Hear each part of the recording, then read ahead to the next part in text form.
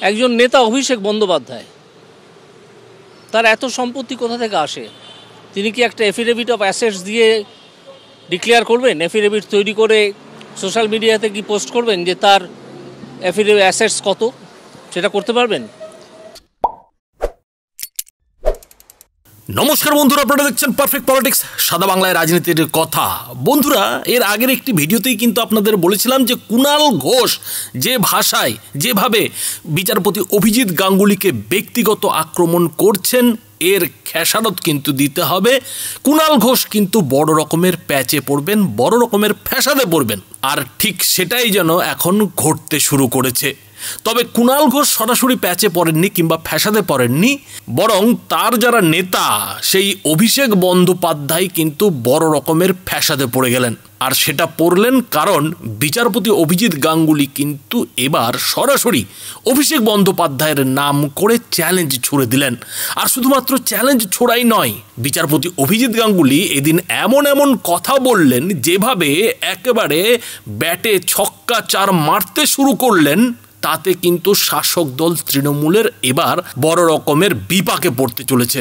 এবং বিচারপতি অভিজিৎ গাঙ্গুলি কিন্তু এদিন এটাও বলে দিলেন যে আমার জন্যেই বেশ ছোট বড় কয়েকজন তৃণমূল নেতা জেলে রয়েছেন, আরও কয়েকজন জেলে যাবেন। এই কথাটাও কিন্তু এদিন বিচারপতি অভিজিৎ গাঙ্গুলি বলে দিলেন। এবং মিডিয়ায় অভিষেক বন্দ্যোপাধ্যায়কে চ্যালেঞ্জ ছুড়তে গিয়ে বিচারপতি অভিজিৎ গাঙ্গুলি ঠিক কি বললেন বন্ধুরা দেখুন। মানুষের নাম আমি এর আগে শুনিনি, তিনি কি চেয়েছেন তিনিই জানেন।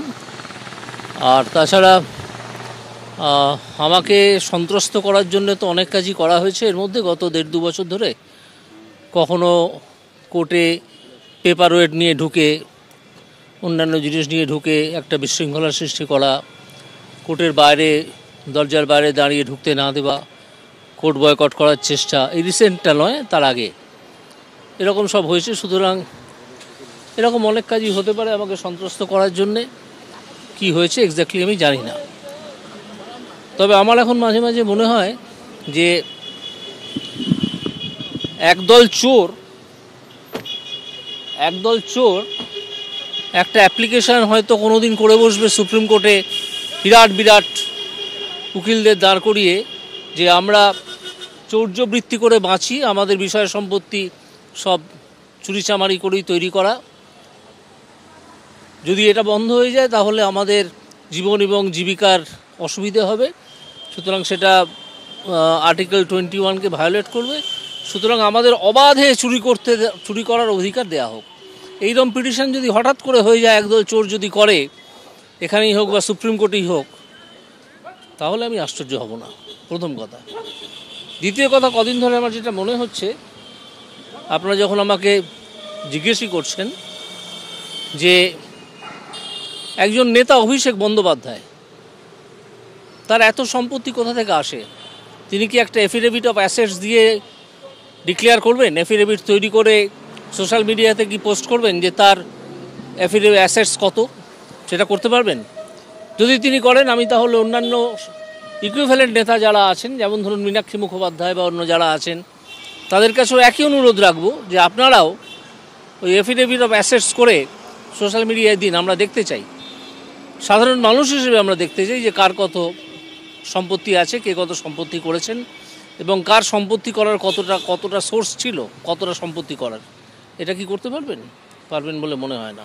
গত সপ্তাহে কল্যাণীতে বলেছি, যখন আমি আহত ইডি অফিসারদের দেখতে গিয়েছিলাম, হসপিটালের বাইরেও বলেছি, যে দুর্নীতির তদন্ত আটকানোর জন্যে রাজ্য সরকার মোট কত টাকা সুপ্রিম কোর্টে গিয়ে খরচা করলো, কত টাকা খরচা করেছে, সেই টাকার পরিমাণটা কি রাজ্য সরকার জানাক, আমি জানতে চাই।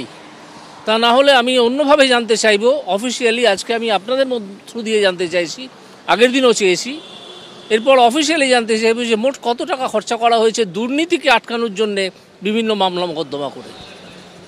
এগুলো জানাক। আমার বিরুদ্ধে সেটি তো লেখাই যেতে পারে, লিখুন না। ওনাদের অসুবিধা হচ্ছে এই যে আমার বিভিন্ন পদক্ষেপে ওনাদের বিভিন্ন চোরেরা জেলে আছেন, বিভিন্ন স্তরের চোরেরা, ওপর থেকে নিচ অবধি, এবং আরও কিছু লোক যাবেন। সেই জন্য সেটাই রাগ, এছাড়া তো আর অন্য কিছু কারণ আমি খুঁজে পাচ্ছি না। জাস্টিস অমৃতা সিনহার হাজব্যান্ডের কণ্ঠস্বরের পরীক্ষা। তিনি কি আসামি? যিনি আসামি তার কণ্ঠস্বরের পরীক্ষার কোনো চেষ্টা রাজ্য সরকার করলো না।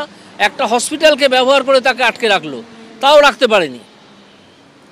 অথচ একজন উকিল যদি তিনি ওকালতি করেই থাকেন কারো হয়ে, তার কণ্ঠস্বরের পরীক্ষা চাই কেন? এটা কী ধরনের রাজ্য চলছে, কী ধরনের অ্যাডমিনিস্ট্রেশন আমরা বুঝতে পারছি সকলেই।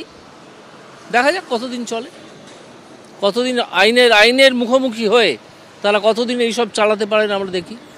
বন্ধুরা, বুঝতেই পারছেন যে বিচারপতি অভিজিৎ গাঙ্গুলি কিন্তু এবার খোলা হাতে ব্যাট করতে শুরু করেছেন। তিনি কিন্তু পরিষ্কার ভাষায় স্পষ্ট কথায় যা বলার বলে দিচ্ছেন। কেননা এই বিচারপতি অভিজিৎ গাঙ্গুলিকেই তো কুণাল ঘোষ টুলে বসে বক্তৃতা দিতে বলেছিলেন। তো সেই কুণাল ঘোষের মন্তব্যের পর থেকে যেটা দেখা যাচ্ছে যে বিচারপতি অভিজিৎ গাঙ্গুলি রীতিমতো মাঠে নেমে পড়েছেন, এবং শুধু মাঠে নেমে পড়াই নয়, তিনি ছক্কা 4 কষাতে শুরু করেছেন। আর তিনি এদিন আরেক বিচারপতি অমৃতা সিনহার স্বামীর যে কণ্ঠস্বরের নমুনা সংগ্রহের সিআইডির চেষ্টা, সেটা নিয়ে যেভাবে কাকুর কণ্ঠস্বরের নমুনা সংগ্রহের বাধার কথা তুললেন, তাতে কিন্তু অনেকেই যেটা বলছেন যে এই তৃণমূল সরকারের কিন্তু প্যান্ট খুলে দিলেন।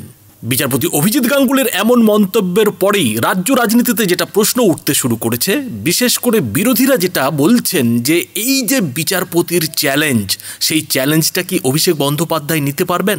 অভিষেক বন্দ্যোপাধ্যায়ের কি সাহস আছে সেই চ্যালেঞ্জ নিয়ে তার সম্পত্তির খতিয়ান সোশ্যাল মিডিয়ায় দেওয়ার?